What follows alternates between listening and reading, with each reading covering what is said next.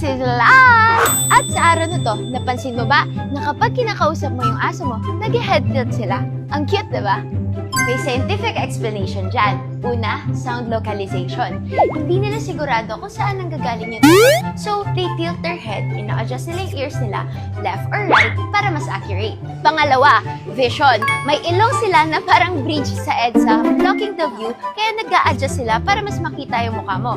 Social cue reading, ika nga. At pangatlo, mental processing. According to studies, dogs tilt their head when they're trying to understand familiar words, katulad na lang ng walk, car, treats, at iba pa. So next time na nag-head tilt ang aso mo, huwag mo na lang sabihin, "Aww," sabihin mo lang, "Wow, nagpa-process siya ng information." Ang galing, di ba? Ayun lang para sa araw na to. Like and follow this page. God bless. Keep safe.